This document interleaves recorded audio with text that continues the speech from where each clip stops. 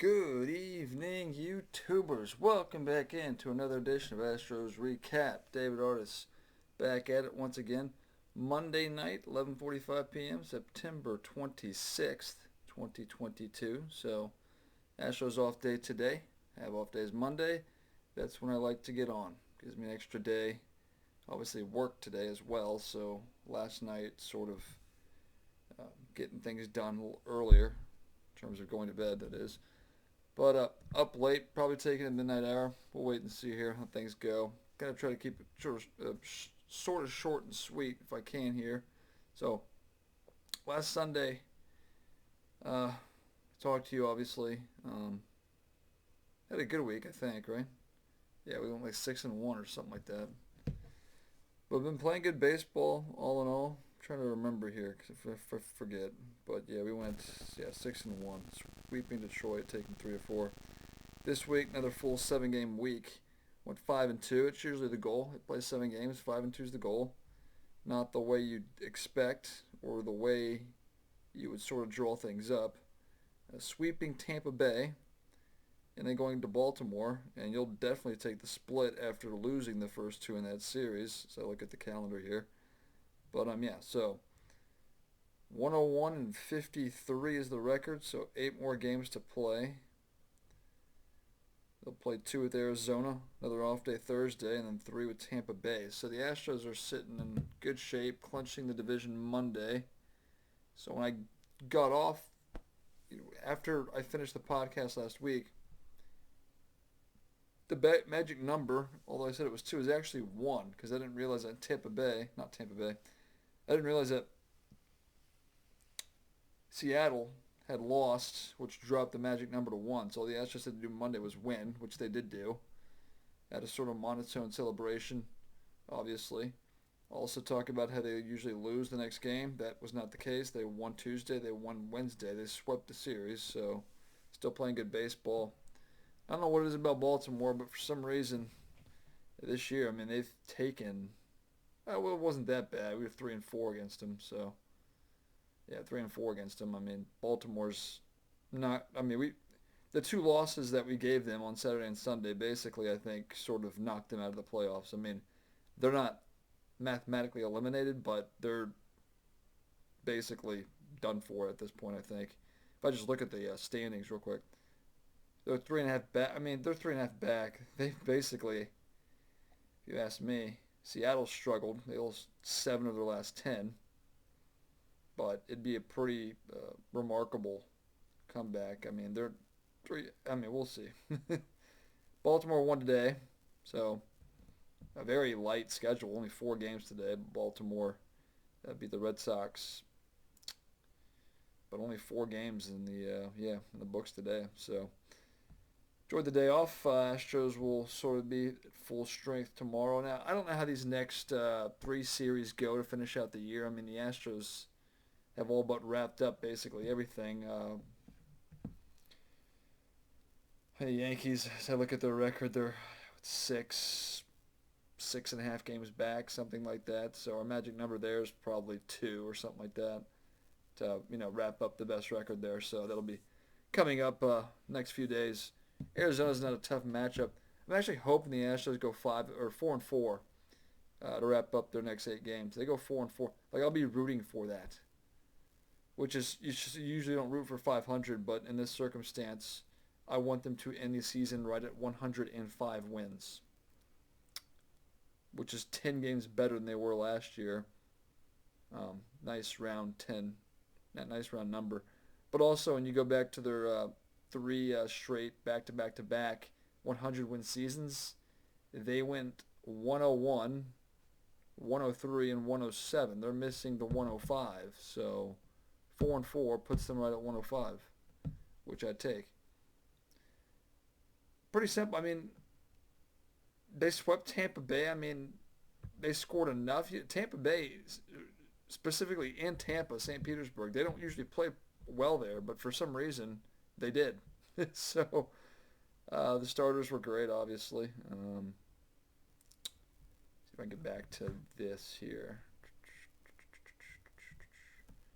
So I was shut out Monday, shut out Tuesday. The pitching was outstanding. So Luis Garcia, another good start there on Monday. So I think Garcia might get the start tomorrow. I actually saw him on the field throwing today at the ballpark. But I only went 5 innings, but 2 hits, walked 4, struck out 4. Not good ratio there, but no runs. Hunter Brown 3 scoreless innings, and the Nares closed it out. So, but the 4 runs. Let's see. I think Alvarez might have hit a home run, if I'm not mistaken here. Now Altuve, there's a leadoff home run. Alvarez had a RBI single. Bregman had a 2-run double, which is the 4 runs they scored, and then they shut him out again on Tuesday. 5-0 this game. So Javier was great. Um, he's pitching himself into the rotation, starting rotation for a playoff series. He went 4 innings, or 5 innings, I should say. 1 hit, walked 4. That's not good. Struck out 6. So the walks by Garcia and Javier weren't great, but they were still scoreless, so it didn't really affect him too much. Maton got in a scoreless inning. Stanek as well. Will Smith, Brian Abreu, Presley used 5 guys out of the bullpen, but save for Presley. I think you think yeah, that's right. Things got dicey in the ninth inning because Brian Abreu gave up a hit and walked 2 guys, loaded the bases, and then Presley came in. So it actually ended up being a save situation. His 29th as he shut the door, striking out a guy. Presley's been pretty solid. ERA creeps back under 3 with that save there. Brady been a little bit more shaky lately. I mean, ERA's creeped over 2, but he's still a guy I trust. And Maton, Stanek, and Will Smith were all scoreless. They shut them out, so they were all scoreless. Just things got a little testy there in the ninth, but still closed the door, won at 5-0. So Wednesday, this was sort of the comeback win. I don't know what I just clicked to mess that up there, but what did I do? There we go. Comeback win. So yeah, we scored an early run in the first, and then we allowed single runs in the 6th and the 7th.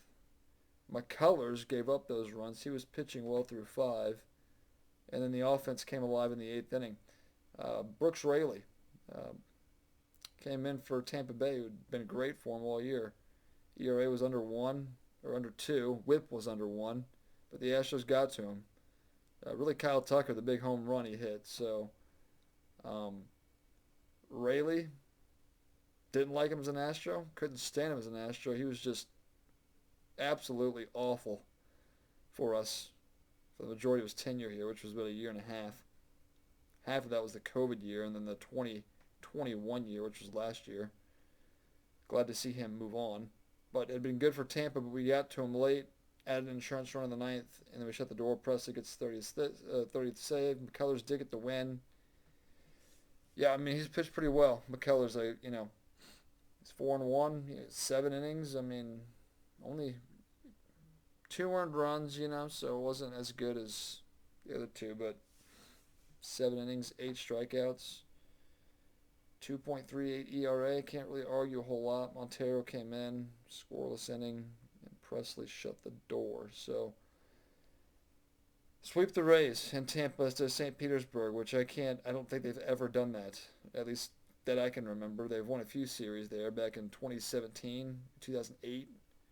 The year the Rays went to the World Series in 2008, yes, losing to the Phillies that year. Let me think. Is that correct? Yeah, it sounds correct. Yeah.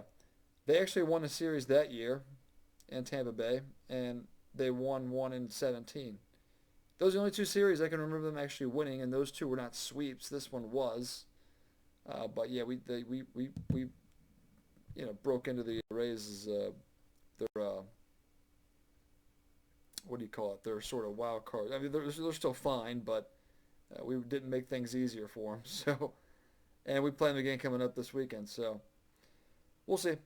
We'll see how things go. But, yeah, good series there. And then Baltimore shutouts on Thursday and Friday as the offense just completely disappeared. Nothing to speak of. The starts weren't bad.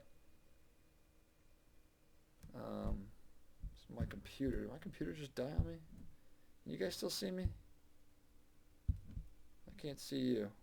Alright, there we go. Computer just blacked out for a second, so I don't know if I what necessarily happened there. Anyway, yes. So let's see. Ver, Verlander, yeah, Verlander not terrible. 2 early runs, but the offense, so you can't win if you can't score, right? So Verlander's numbers were good. He got through 5 or 6 innings, 2 earned runs through 93 pitches. ERA goes down a little bit, 1.82, but gets the loss. 17-4 now is his record. Stanek and Will Smith were good enough into the bullpen to keep it close, but the Astros got shut down basically by Bradish. What's his first name? What's Bradish's? I want to say Spencer. I don't think that's right though. It's just a wild guess. Kyle Bradish shut them down. ERA at 4.65 going into this one, so or actually coming out of that one, but he gets 26 outs, goes 8 2/3, and then Bautista gets the final out there. That is a Felix Bautista for them. And then the next game, it's a complete game shutout for him. This might be Spencer Krimmer. I could be wrong again. I'm going to check this here. To look into this a little bit. Dean Krimmer, complete game shutout, 9 innings, 4 hits, walked 2, struck out 6. So the offense, yeah, Saturday and Sunday, winning those 2 games made the series feel good, I guess. Obviously, you take the split after you lose the first 2, right? But really back and forth, back and forth, back and forth. 4-run ninth really did it, but the Astros offense broke out 11 runs, and then the extra inning / rain delay game yesterday. Astros win that 11. So bouncing back, day off today, much needed day off. We'll get back in action tomorrow. But again, we're just riding out. We'll coast our way through the end of the season here and then get ready for the playoffs. So not really much to talk about. Valdez did lose his quality start streak on Saturday, as he was not very good. Some of the runs were unearned. There was an error mixed in there somewhere, but that was a wild game, kind of hard to keep track of. And, Sundays or Saturdays I'm watching college football anyway, so it's kind of back and forth, back and forth. We pull up the line here, though. He goes 5 1/3, 11 hits, 7 runs, 4 earned, walked 1, struck out 6. Montero got the win. Presley got the save, but Valdez no longer has his quality start streak. He broke the record. He's fine. So that's sort of the big news. Bullpen is a little shaky here and there, but for the most part it's good. I mean, you got so many. It'd be very interesting come playoff time with the rotation, how they maneuver pitchers, starters going to the bullpen, who misses out on a roster spot. That'll be sort of the game. So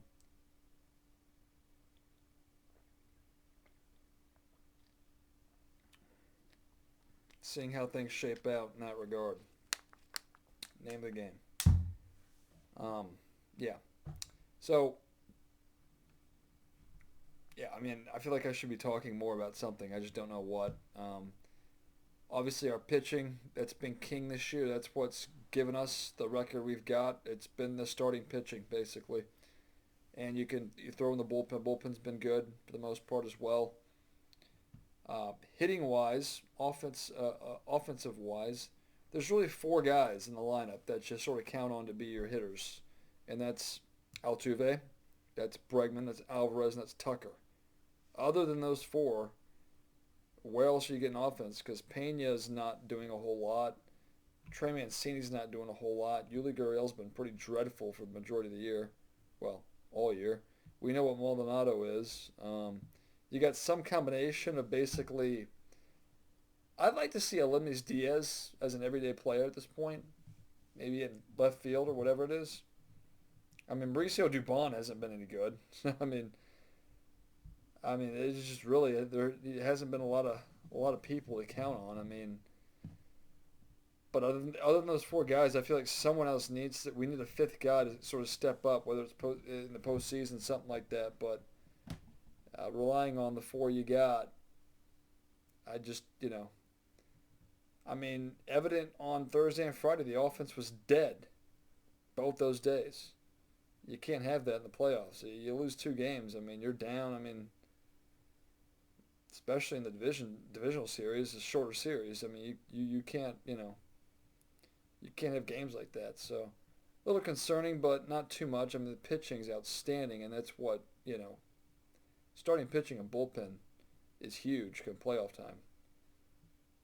But I imagine that a lot of our starters, not a lot, but well, we'll see. I mean, playoff time, all bets are off the way you maneuver your pitchers. You'll use starters out of the bullpen. I mean, the Astros have done this. I mean, yeah, I think 2020, Javier was sort of their specialist out of the bullpen that would go multiple innings. You go back to the A.J. Hinch, the 17 World Series with McCullers closing out to win the pennant and Charlie Morton. So it'll be interesting to see how things sort of shape out, but it's almost impossible to guess how it's going to be used in come postseason, how we maneuver things. But all in all, we're in good shape. We're going to put ourselves in the best possible position there is because we're going to have the best record. We're going to have a first round bye, and we're going to have home field throughout the American League playoffs. So some wild card spots. Baltimore hanging on, I guess, a little bit. But they'll probably, I think the wild card is pretty much finished. In the National League, I think the Brewers are the biggest threat as the fourth team sort of in the wild card chase. We'll take a look at that here. They're only a game and a half out, so and the next closest after that is San Francisco, and they're 8.5 back, so they're like eliminated. But yeah, I mean Milwaukee has a chance to chase down Philly. Now the Phillies, Philadelphia, we play them the final series of the year, the makeup, which was supposed to be the opening series, which got delayed with the late start to the season. So yeah, they'll probably be playing for a lot if things sort of stay the way they are. The Phillies, the Astros won't be at that point. So, and we'll see. Tampa Bay. Second wild card there in the AL, but I mean you play the Diamondbacks who are eliminated. They're actually not a terrible team though. Like considering last year they were like the worst in baseball. They're 71-83, which isn't great, but not terrible. So play them for two. And then Tampa Bay and Philly, who are both sort of in their respective wild card positioning, and they'll be playing for they'll be playing to stay where they're at basically. So those will be interesting series. What the Astros do, I can't imagine them. We might see some starts from.